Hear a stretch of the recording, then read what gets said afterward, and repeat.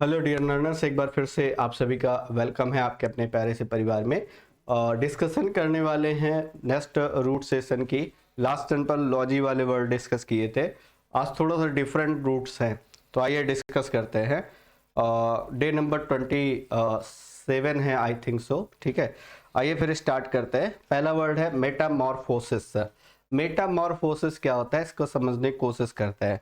और उसको समझने से पहले हमें एक रूट समझना होगा कि जिस भी वर्ड के लास्ट में सफिक्स के तौर पर आप ओसिस OSIS लगा देते हैं, वो हमें तीन चीजें बताता है। किसी एक्शन को बता रहा होगा डियर, किसी प्रोसेस को बता रहा होगा और किसी कंडीशन को बता रहा होगा। तो ये तीन स्टेप आपको देखने को मिलेंगे वहां पर।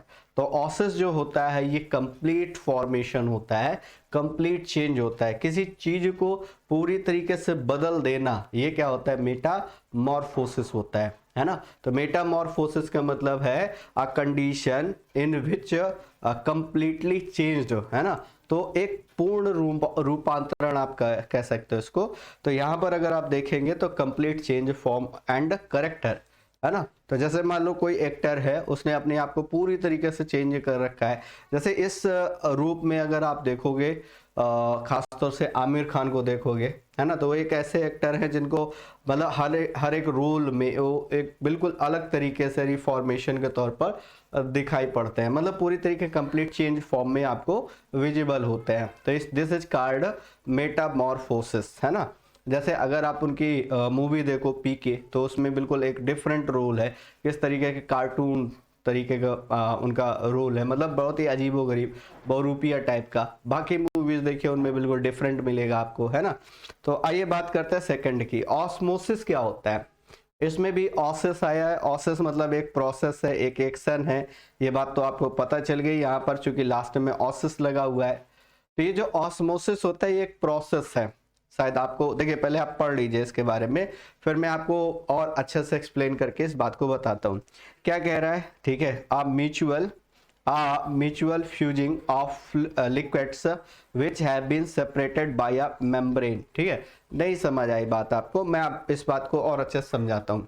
कि जैसे मान लो इसका मीनिंग क्या होता है। जैसे जो प्लांट्स होते हैं, प्लांट्स में रूट्स के थ्रू वाटर आता है ना। और वो वाटर बाकी सभी पार्ट पर, जो भी आपका ट्री का जितना भी पार्ट है, उन सभी के हिस्सों पर पहुंचता है ना।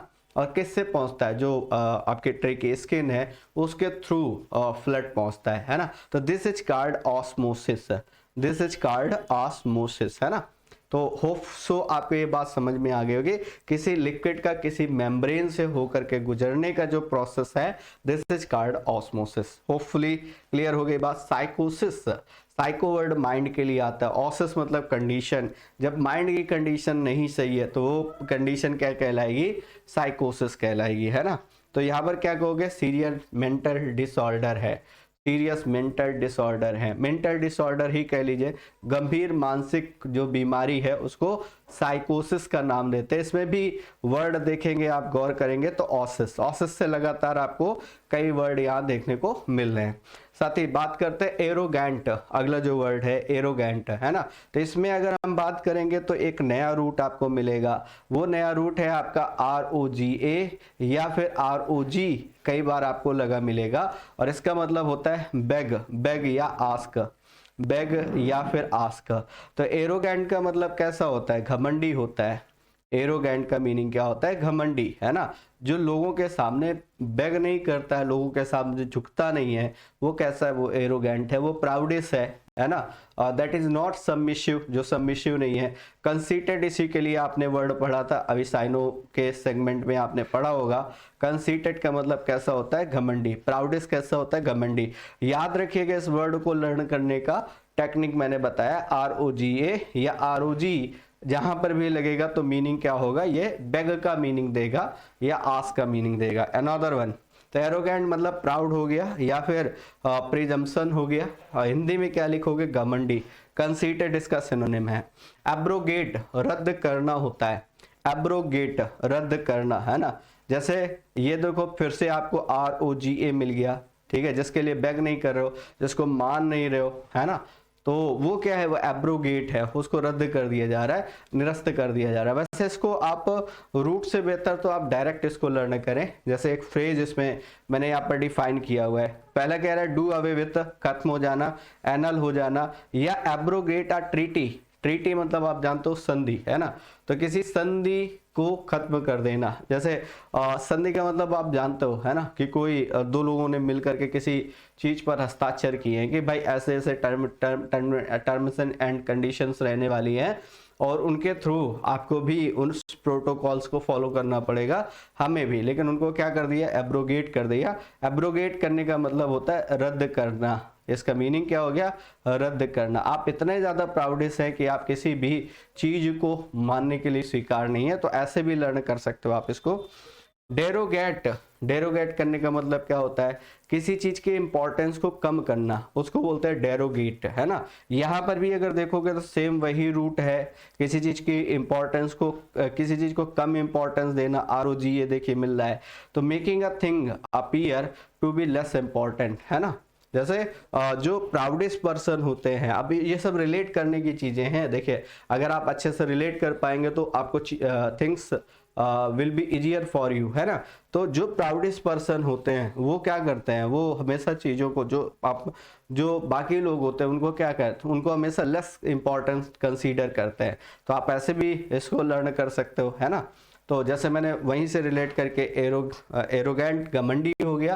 दूसरा आपने पढ़ा एब्रोगेट, वो मानते नहीं है नियम कायदे कानून, है ना, इतने प्राउडिस है। और थर्ड वन जो आपने कहा डेरोगेट, इसका मतलब चीज़ों को, वो चीज़ों को इंपॉर्टेंस कम देते हैं, ठीक है, चूंकि उनके अंदर अहम है, चूंकि उनके अंदर एरोगेंस है। अनदर वन प्रीरोगेटिव, है ना, लेकिन वो कुछ लोगों को बहुत विशेष अधिकार देते हैं जो उनके जैसे होते हैं। तो यहाँ पर फिर से वही वर्ड आपको मिलेगा, ठीक है, ROGA, और ROGA का मतलब सेम वही आस्क, बेग, ठीक है। और कहीं ना कहीं एरोगेंस की बात कर रहा होगा, तो इसका मीनिंग होता है विशेषाधिकार। इसका मीनिंग होता है विशेषाधिकार, मतलब विशेष अधिकार कह सकते हो, यू कैन से एक तरीके का प्रिविलेज है ना। तो इन लोगों को हमेशा सोसाइटी में एक विशेष प्रिविलेज मिला है जो प्राउडेस्ट है ना। तो हमें मतलब हम लोगों ने इनको एक विशेष स्थान दे रखा है। तो लर्न करने का एक सीक्वेंस भी मैं आपको बता रहा हूँ कि ताकि वो लर्न हो जाए, क्योंकि डायरेक्ट रिलेट नहीं कर पाओगे आप वर्ड को। आइए, तो यहाँ पर प्रिविलेज है, सुपीरियोरिटी है, ये कह सकते हो आप। अनदर वन बात करते हैं सुरोगेट। वैसे सुरोगेट मदर ज्यादातर यूज किया जाता है, लेकिन इसको दूसरे तरीके से आप यूज कर सकते हो। सुरोगेट शायद मैंने आपको समझाया भी था पीछे टर्म में, अगर आपने ध्यान दिया हो तो। इसका मीन क्या होगा, इसका मीन हो गया सब्स्टिट्यूट, ठीक है। इसका मीनिंग क्या हो गया, सब्स्टिट्यूट हो गया। सुरोगेट जज, ठीक है, जैसे एक जज की जगह कोई दूसरा जज हायर कर लिया गया है, दैट इज कॉल्ड सुरोगेट। वैसे सुरोगेट मदर बहुत यूज होता है। जैसे you know very well actress के बारे में जानते हो आप, शिल्पा शेट्टी के बारे में, कि वो खुद उन्होंने मदर बनना पसंद नहीं किया, ठीक है, लेकिन उन्होंने क्या किया, एक दूसरी लेडी को हायर किया, ठीक है, खास तौर से मतलब एक तरीके से क्या कहा जाए कि मतलब जो भी संतान है वो उन्हीं की है, लेकिन मतलब स्पेशली मदर जो है वो दूसरी है, जो उसको नरिश करेगी, जो उसको डेवलप करेगी वो दूसरी है ना। तो उसको स्पेशली हायर करी है क्या, इसको बोलते हैं सुरोगेट। तो सुरोगेट का मतलब जो सब्स्टिट्यूट है, जो मेन नहीं है, ठीक है, यू कैन से, ठीक है। तो ये बात समझ में आ गई होगी आपको। बाकी ये देखिएगा आप, ये वर्ड भी यहाँ से सेम वही वर्ड बना हुआ है, ROGA वर्ड लगा हुआ है, ठीक है, और इसका मतलब बेग। तो किसी से बेग किया है, किसी से रिक्वेस्ट की है कि खास तौर से वो उनके बच्चे की माँ बन जाए, है ना। तो this is called surrogate. Another one dynasty. Diana word आता है पावर के लिए, और इससे कई वर्ड बनते हैं। डायनेमिक बनता है, डायनेमो बनता है। डायनेमो तो you know very well, physics की लैंग्वेज में आपने पढ़ा होगा, है ना। तो डायना वर्ड जो आता है, ठीक, इसका मतलब डाइन से नहीं है, डायना का मतलब पावर से है, DYNA, और ये DYN लिख लो या DYNA। इसका मीनिंग होता है साथी पावर से। डायना का मतलब पावर, है ना, डायनेमिक, डायनेमो, डायनेमेटिक, है ना। अब इस तरीके के वर्ड बना लेते हो इसमें, ठीक। तो यहाँ पर क्या हो जाएगा, डायनेस्टी लिख रहा है। डायनेस्टी का मतलब वंश होता है, जो पावरफुल रूलर्स होते हैं, जैसे एक ही फैमिली के कई सारे लोग रूल करते हैं, वो पावरफुल शासक हैं, है ना, तो उस वंश को हम क्या बोल देते हैं, डायनेस्टी बोल देते हैं, उस लीनेज को, उस लाइन को हम डायनेस्टी बोल देते हैं। तो ये कह रहा है an specially powerful line of king, an specially powerful line of kings, है ना। तो लाइन मतलब क्या होता है, ये लाइन जो होता है इसका मतलब फैमिली होता है, लाइन का मतलब फैमिली, वैसे लाइन का मतलब एक रेखा भी होता है ना, यहाँ पर लाइन का मतलब है फैमिली। तो एक ही पावरफुल लोगों की जो फैमिली है, जैसे मौर्य डायनेस्टी के बारे में पढ़ते हो तो मौर्य साम्राज्य की जो भी फैमिली रही, जो पावरफुल किंग्स रहे, ठीक है, तो इसी तरीके मौर्य डायनेस्टी, गुप्ता डायनेस्टी, ये सब आप पढ़ते हो। Another one uncivilised. अब ये देखिए वर्ड तो आपको पता है, मीनिंग भी पता है, लेकिन आपको ये नहीं पता है कि इस वर्ड में रूट क्या है। तो जैसे अनसिविलाइज्ड का मतलब होता है जो कैसा होता है, असभ्य होता है, जो कल्चर्ड नहीं होता, अनकल्चर्ड होता है, उसको बोलते हो आप अनसिविलाइज्ड। जो सोफिस्टिकेटेड नहीं है, अनसोफिस्टिकेटेड है, उसको बोलते हो अनसिविलाइज्ड। बाकी ये वर्ड जो बना है ये किससे बना है, CIV से बना हुआ है। CIV किसी वर्ड के साथ लगाते हो तो इसका मीनिंग सिटीजन होता है ना। जो अच्छे सिटीजन बनने लायक नहीं है वो कैसा है, अनसिविलाइज्ड है। अन का मतलब नॉट हो गया, CIVI का मतलब क्या हो गया, इसका मतलब सिटीजन हो गया, ED एडजेक्टिव हो गया। तो अनसिविलाइज्ड का मतलब क्या हो गया, that is not a citizen, that is not an ideal citizen, है ना। तो कैसा है, वो असभ्य है, ठीक है। तो lacking the values of civilization, जिसके अंदर सिविलाइजेशन की क्वालिटीज नहीं है ना, लैक करता है, उसको बोलेंगे अनसिविलाइज्ड। नॉन सैलेंट। नॉन सैलेंट का मतलब क्या होता है, वैसे सैलेंट वर्ड कलर के लिए आता है, कलर जहां भी लगता है तो वहां पर उसका मीनिंग होता है इनडिफरेंस से, है ना। तो नॉन सैलेंट का मीनिंग क्या होता है, नॉन सैलेंट का मतलब होता है जिसको कोई फर्क ना पड़े, जो कैसा हो, इनडिफरेंट हो, जो कैसा हो, इनडिफरेंट हो। इनडिफरेंट का मीनिंग क्या होता है, साथ ही उदासीन होता है, इसका मीनिंग होता है उदासीन होना। उदासीन का मतलब जानते हो, जिसको फर्क ही नहीं पड़ता है ना। जैसे कहा जाए कि जीवन में बहुत सारे सुख और दुख आते हैं, तो व्यक्ति कैसा हो जाता है, बहुत ज्यादा दुख आने पर बहुत ज्यादा दुखी हो जाता है, सुख आने पर बहुत ज्यादा खुश हो जाता है। तो एक ऐसा व्यक्ति जो दोनों सिचुएशन में कैसा रहता है, सेम रहता है ना, तो वो कैसा होता है, वो इनडिफरेंट होता है, वो नॉन साइलेंट होता है। नॉन साइलेंट का मतलब जो अफेक्ट नहीं कर पाते, जिसको सुख और दुख अफेक्ट ना कर पाए, वो ऐसी स्टेट में पहुंच चुका है, उसको बोलते हैं नॉन साइलेंट। डायग्नोस करना। अब ये डाया का मतलब क्या होता है, देखिए अब इससे कई वर्ड फिर से बनेंगे। DIA, डाई का मतलब थ्रू होता है, थ्रू, है ना। तो जब डायग्नोस करते हैं तो किसी प्रोसेस के थ्रू जाते हैं, जिसमें हम बहुत सारे सिम्टम को पता करते हैं कि क्या सिम्टम है, जैसे डिजीज का पता लगता है कि बीमारी कौन सी है, अगर सिम्टम पता चल गए तो बीमारी, डिजीज भी पता चल जाती है। दिस इज कॉल्ड डायग्नोस, ठीक है। इसी से फिर वर्ड बनता है डायग्नोस्टिक सेंटर, डायग्नोस्टिक वर्ड इसी से बनता है।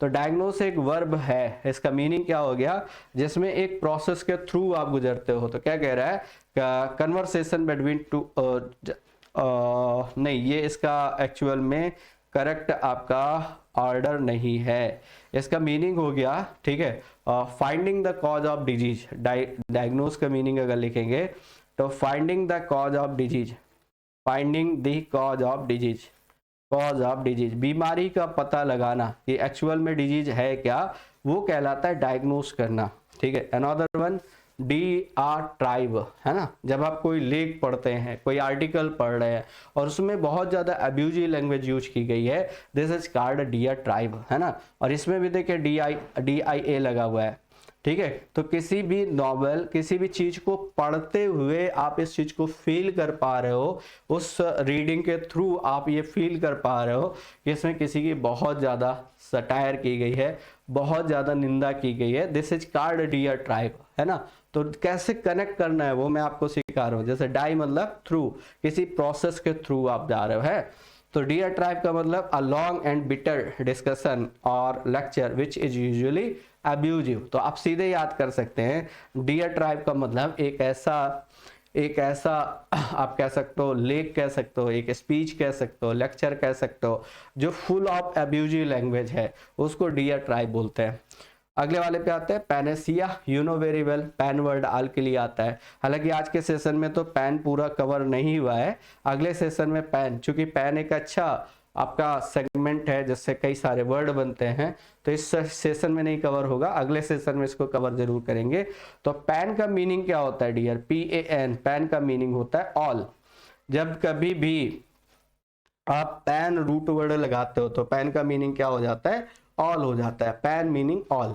तो पैनेशिया का मतलब क्या होता है? ये होता है जो सभी तरीके के रोगों की दवा हो, उसको क्या बोलते हैं?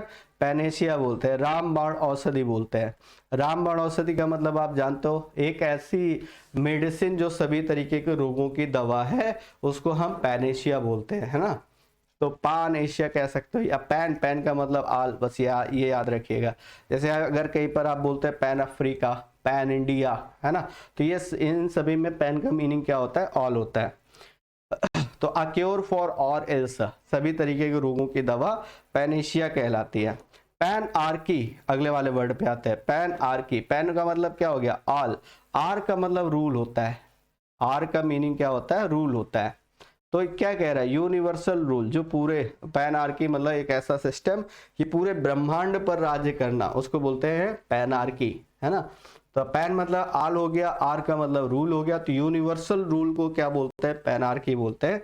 होप सो सारे वर्ड आपको क्लियर हो गए होंगे। बाकी अगर आपका कोई डाउट है तो आप कमेंट करके पूछ सकते हैं। This is the number and channel जरूर टेलीग्राम चैनल ज्वाइन कर लीजिए, इंग्लिश विद पुष्पेंद्र सर के नाम से, ठीक है। तो आज वाले वर्ड में हम लोगों ने रूट सेशन डिस्कस किया है। रूट सेशन में कई सारी चीजें डिस्कस की हैं, मैं रिकॉल नहीं करा रहा हूँ, होप सो आप अच्छे से रिकॉल कर पाएंगे, ठीक है। तो thanks for attending this session, thank you guys, जय हिंद।